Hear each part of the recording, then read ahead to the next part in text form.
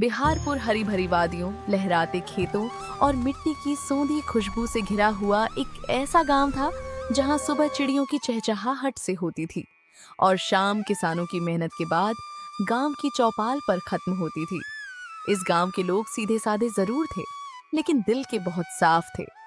दिन भर खेतों में मेहनत करने के बाद जब शाम होती तो गांव की रौनक एक खास जगह पर जमा हो जाती और वह जगह थी किशन का ऑटोमोमो स्टॉल। किशन ने अपने पुराने ऑटो रिक्शा को ही एक छोटी सी चलती फिरती मोमो की दुकान बना रखा था। ऑटो के पीछे भांप उड़ाते मोमो के बर्तन, एक तरफ लाल तीखी चटनी और दूसरी तरफ हरी चटनी रखी रहती थी। उसके हाथों के बने मोमो इतने स्वादिष्ट थे कि गांव के लोग दूर दूर से उन्हें खाने आते थे।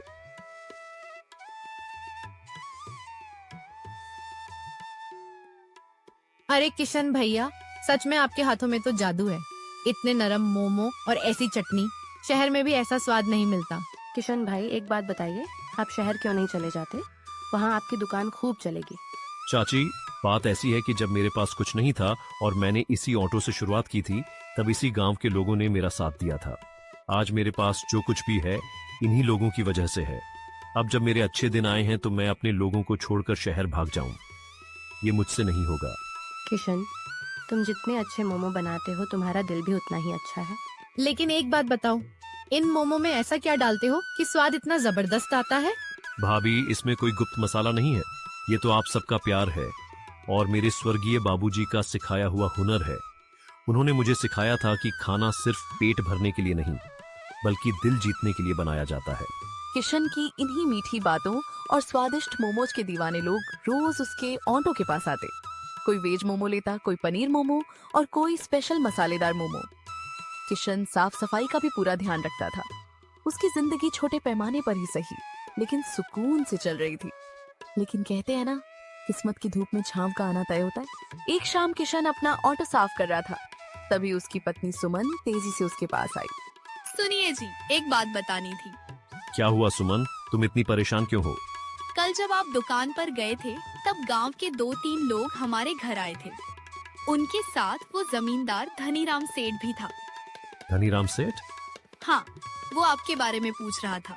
कह रहा था कि आपका कोई पुराना पैसा उसके यहाँ बकाया है। कहीं ऐसा तो नहीं कि बाबूजी ने बीमारी के समय उससे कुछ उधार लिया हो और मुझे बताने से पहले ही? आप परेशान मत होइए, भगवान पर भरोसा रखिए, जो होगा अच्छा ही होगा। बस मेरी एक बात मानिए, अगर धनीराम सेठ कहीं रास्ते में मिल जाए तो गुस्सा मत करना, शांति से बात करना। ठीक है सुमन, मैं संभाल लूंगा। अगले दिन किशन हमेशा की तरह अपना ऑटो लेकर गांव के चौराहे पर पहुंचा और मोमो की दुकान लगाने लगा। कुछ ही देर में मोमो की खुशबू पूरे बाजार में फैलने लगी। तभी धनीराम सेठ अपने 2 लठैतों के साथ वहां आ धमका। क्यों रे किशन, क्या हाल चाल है? मैं ठीक हूँ सेठ जी, आप बताइए हमारे गरीब खाने पर कैसे आना हुआ? कल मैं तेरे घर गया था, तेरी पत्नी मिली थी, बड़ी सीधी बन रही थी। जी, वो आपको ठीक से पहचानती नहीं थी, लेकिन उसने मुझे बताया था कि आप आए थे। आखिर किस काम से आए थे? तेरे बाप ने मुझसे पूरे 5,000 रुपए उधार लिए थे। 5,000 रुपए? हाँ, और इतने सालों का ब्याज जोड़कर अब पूरा हिसाब 25,000 रुपए हुआ है। सेठ जी, मुझे इस कर्ज के बारे में कुछ भी पता नहीं था।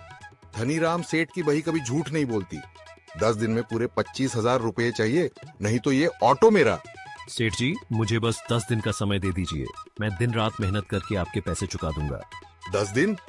ठीक है, लेकिन याद रखना, 10वें दिन एक भी पैसा कम हुआ तो तेरा ऑटो, घर और जमीन सब मेरे नाम। और अगर पैसे नहीं दे पाया तो अपनी पत्नी सुमन की शादी मेरे बेटे से करवा देना। सेठ धनीराम, पैसों की बात है तो पैसों तक ही रहो। मेरी पत्नी के बारे में एक शब्द भी और बोला तो अच्छा नहीं होगा। बहुत गर्मी है तुझमें। 10 दिन का वक्त आपने खुद दिया है। 10वें दिन आपको एक एक पैसा मिल जाएगा। अब यहाँ से चले जाइए। ठीक है, 10 दिन बाद देखते हैं तेरा ये घमंड कितना बचता है। धनीराम सेठ अपने लठैतों के साथ वहां से चला गया। किशन चुपचाप अपने ऑटो के पास खड़ा रह गया। तभी सड़क के किनारे एक चमचमाती कार आकर रुकी। कार से एक शादीशुदा जोड़ा नीचे उतरा। नमस्ते भैया, क्या आप ही किशन हैं? जी साहब, मैं ही किशन हूँ, बताइए क्या चाहिए? हम पास के शहर से आए हैं। मेरी एक बड़ी फूड फैक्ट्री है। हमारे स्टाफ और मेहमानों के लिए अच्छे मोमो की जरूरत है। हमें आपके मोमो की बहुत तारीफ सुनने को मिली है। अगर आप चाहें तो हमारी फैक्ट्री के लिए काम कर सकते हैं। साहब, आपकी बात के लिए शुक्रिया, लेकिन मैं अपना गांव छोड़कर शहर नहीं जा सकता। पैसों की चिंता मत करो, जितना मांगोगे उतना मिलेगा। नहीं साहब, बात पैसों की नहीं है। इस गांव ने मुझे उस समय संभाला था जब मेरे पास कुछ नहीं था। मैं इन्हें छोड़कर नहीं जा सकता। अगर आप शहर नहीं आ सकते तो क्या आप हमारे लिए रोज मोमो बनाकर दे सकते हैं? जी बिल्कुल। हमें रोज करीब 40 से 50 प्लेट मोमो चाहिए। हमारी गाड़ी खुद आपके ऑटो से मोमो लेकर जाएगी। साहब, आपका ऑर्डर पक्का समझिए। लेकिन पहले हमें आपके मोमो खिलाइए, आखिर हमने तारीफ इतनी सुनी है। अभी लीजिए मैडम, गर्मा गर्म मोमो तैयार करता हूँ। किशन ने जल्दी से मोमो स्टीमर खोला। गर्मा गर्म मोमोज की भाप हवा में फैल गई। दोनों ने पहला निवाला खाया। वाह सच में इतने स्वादिष्ट मोमो मैंने बहुत कम खाए हैं। किशन भाई, कल से हमारे 50 प्लेट मोमो तैयार रखना। जी साहब, मैं आपको निराश नहीं करूंगा। राजवर्धन ने किशन को एडवांस पैसे दिए और वहाँ से चले गए। किशन ने उन पैसों को देखा। उसकी आंखों में पहली बार डर की जगह उम्मीद दिखाई दी। उस दिन शाम को किशन घर पहुँचा। क्या बात है जी, आज चेहरे पर चिंता भी है और खुशी भी। सुमन, आज भगवान ने हमारी मदद के लिए रास्ता भेज दिया। क्या हुआ? शहर की एक बड़ी फैक्ट्री ने रोज 40 से 50 प्लेट मोमो का ऑर्डर दिया है। सच? हाँ, अगर अगले 10 दिन हमने जी जान से मेहनत की तो धनीराम सेठ के 25,000 रुपए आसानी से चुका देंगे। हे भगवान, आपने हमारी डूबती नाव को किनारा दिखा दिया। मेहनत हमारी होगी और रहमत ऊपर वाले की। तो फिर कल सुबह बहुत जल्दी उठना होगा। बिल्कुल, कल से हमारा ऑटो नहीं, हमारी मेहनत दौड़ेगी। अगली सुबह सूरज की पहली किरण के साथ किशन और सुमन उठ गए। सुमन ने सब्जियां काटी, किशन ने मोमो की स्टफिंग तैयार की। आटे की लोइयां बनी, मोमो तैयार हुए और देखते ही देखते ऑटो के पीछे लगा स्टीमर भाप से भर गया। किशन बिना रुके मेहनत करता रहा। 1 दिन, 2 दिन, 3 दिन और देखते ही देखते 1 हफ्ता गुजर गया। फैक्ट्री का ऑर्डर भी चलता रहा और शाम को गांव के ग्राहक भी आते रहे। किशन की कमाई बढ़ने लगी। अब उसके पास 25,000 रुपए लगभग जमा हो चुके थे। लेकिन दूसरी तरफ धनीराम सेठ के मन में कुछ और ही चाल चल रही थी। वह किशन की तरक्की देखकर जलने लगा था। अगर किशन के पास पैसे आ गए तो मेरा क्या फायदा? मुझे तो उसका ऑटो और जमीन चाहिए। और 8वें दिन सुबह धनीराम सेठ फिर अपने लठैतों के साथ किशन के ऑटो के सामने आकर खड़ा हो गया। क्यों रे किशन, बहुत उड़ रहा है आजकल। सेठ जी, अब क्या बात हो गई? मैं पूरे 10 दिन का इंतजार नहीं करूंगा। मुझे मेरे पैसे आज चाहिए। लेकिन सेठ जी, अभी तो सिर्फ 8 दिन हुए हैं। आपने खुद 10 दिन का समय दिया था। वादा गया तेल लेने, पैसा मेरा है, जब चाहूँ मांगूंगा। सेठ जी, मेरे पैसे लगभग तैयार हैं, बस 2 दिन और दे दीजिए। नहीं, आज पैसे दे या अपना ऑटो मेरे हवाले कर। ये अन्याय है सेठ जी। तभी पीछे से एक कार आकर रुकी। कार से वही शहर वाला राजवर्धन बाहर निकला। अरे किशन भाई, सुबह सुबह यहाँ क्या हो रहा है? बाबूजी, बस 2 दिन का वक्त मांगा था। सेठ जी आज ही मेरे पैसे मांग रहे हैं। तुम कौन होते हो हमारे गांव के मामले में बोलने वाले? राजवर्धन हल्का सा मुस्कुराया। मेरा नाम राजवर्धन है और किशन सिर्फ गांव का मोमो वाला नहीं है, वह मेरी फैक्ट्री का भरोसेमंद सप्लायर है। तो इससे मुझे क्या? मुझे यह बताओ कि किशन के ऊपर कितना कर्ज है?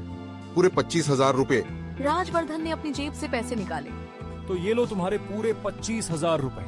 धनीराम सेठ के चेहरे का रंग उड़ गया।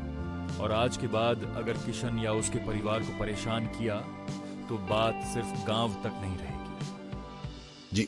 जी साहब। जिस धनीराम सेठ का घमंड पूरे गांव में मशहूर था, आज वही सिर झुकाकर खड़ा था। वह पैसे लेकर अपने लठैतों के साथ वहां से चला गया। किशन की आंखों में आंसू आ गए।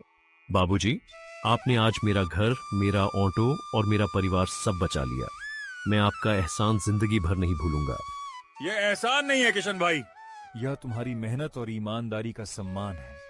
जो इंसान अच्छे पैसे के लालच में अपने गांव और अपने लोगों को नहीं छोड़ता, भगवान उसकी मदद के लिए कोई न कोई रास्ता जरूर बनाता है। बस बाबूजी, भगवान मुझे इतनी ताकत देता रहे कि मैं अपने गांव के लोगों की सेवा करता रहूं। और तुम्हारा काम अब छोटा नहीं रहा किशन भाई। आज से तुम्हारे ऑटो मोमो स्टॉल का नाम हमारी फैक्ट्री के साथ जुड़ गया है। उस दिन के बाद किशन का ऑटो मोमो स्टॉल सिर्फ गांव की पहचान नहीं रहा, उसके मोमो शहर की फैक्ट्री तक पहुंचने लगे। किशन ने अपने साथ गांव के 2 गरीब लड़कों को भी काम पर रख लिया ताकि उनके घरों में भी चूल्हा जल सके।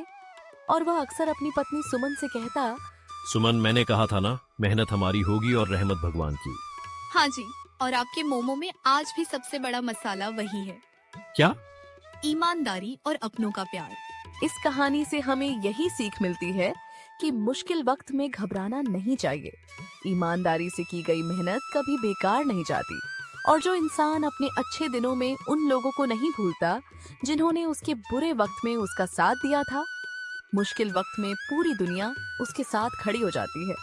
किशन के पास बड़ा कारोबार नहीं था, लेकिन उसका दिल बड़ा था, और शायद इसी वजह से उसके छोटे से ऑटो में बिकने वाले मोमोज ने एक दिन पूरे गांव की किस्मत बदल दी।